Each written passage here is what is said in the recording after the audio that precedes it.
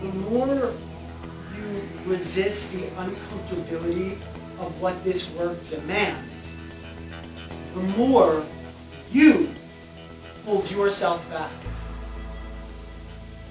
You cannot be scared of discomfort.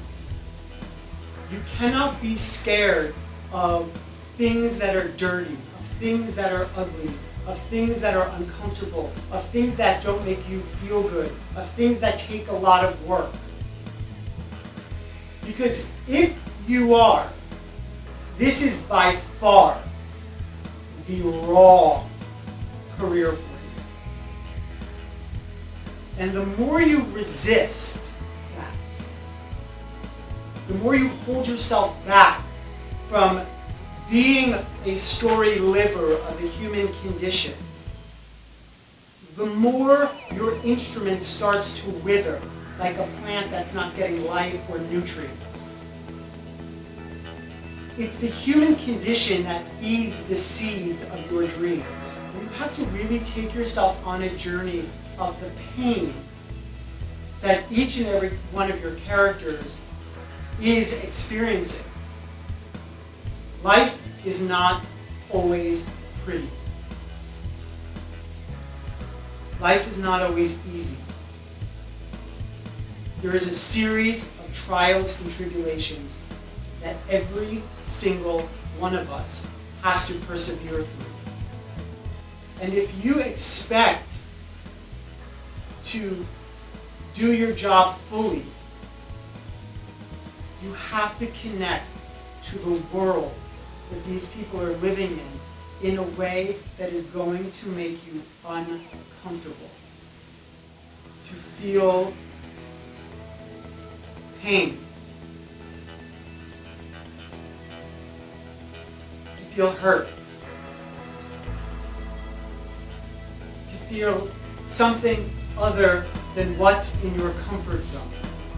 Everyone is trying to figure it out and make their life better. That is, how do you really inhabit a role? What do you do to really bring those givens to life?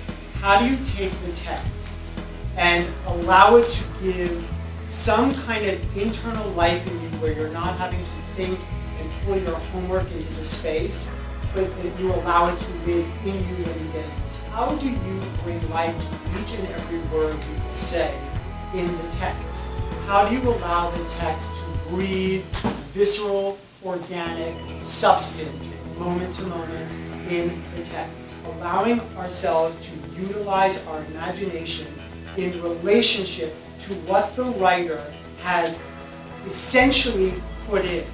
Really allowing ourselves to daydream at home, to have a visceral connection to everything that is stated in the text. So part of your homework is about allowing yourself to close your eyes and have a visceral taste of those circumstances.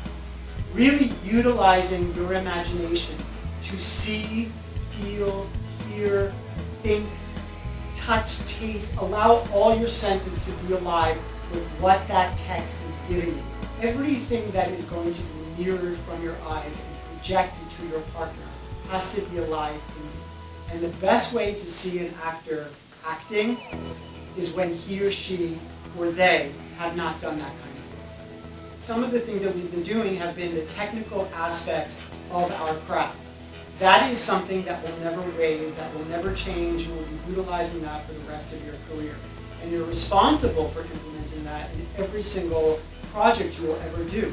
Because every single project will always incorporate you understanding and breaking down the givens, understanding and breaking down the arc, understanding and breaking down the theme of the play, understanding the world of the play in which all those people live, the style of the play in which all those people live, understanding all those things, all those obstacles that your character is facing, that he or she or they has to overcome to achieve their overall dream or spine and each want in each scene. And then understanding your intentions, understanding your actions, understanding your doings. Now, you need to really fill in the gap then that is starting to create that world within you in a way that stimulates your instrument so it is viscerally there, moment to moment in the space. If you really do that imagery homework, it will automatically be in the space. So the most effective way for you to do that is, first of all, take those givens and really utilize your imagination. Go home in your work as you're breaking down the text and viscerally allow yourself to be taken on a journey with your imagination of the givens and everything that is described by the playwright. All has to be there. There is nothing more obvious than a person describing something and you know they have not experienced what they're describing. What we reveal is because we've experienced it. And unless you do that experiential work, the audience will not be with you. They will not be taken on the journey that you're asking them to take, because it is your responsibility to fill in that life, that experience that's part of the story. We have that imagination and that inner imagery that can do that work for us, but we also have something called personalization or substitution.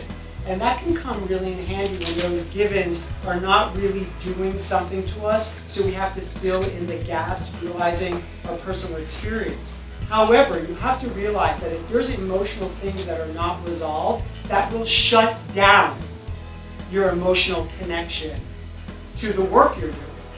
So it's about being really aware of when to utilize personalization and when to utilize imagination, and then when to marry the two, which is, it's what Stanislavski called the as-if, where you utilize your imagination with your personal life and you say, it's as if I was in these circumstances. However, if your imagination cannot take you there, and viscerally your instrument calls for you to substitute something that feels completely in line with the text, that emotionally takes you to where the text is taking you, that's an opportunity to utilize substitution in that moment.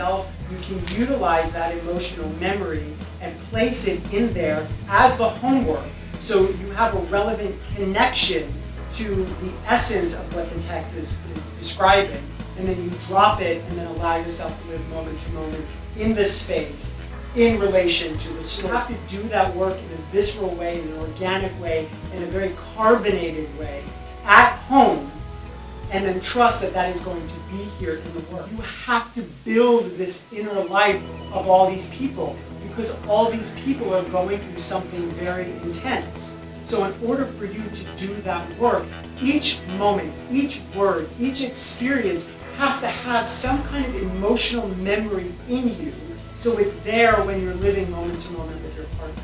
And that will be expressed in your eyes. It's going to create behavior in you. It's going to create a way that you respond when you're not even thinking about responding based on what's coming at you.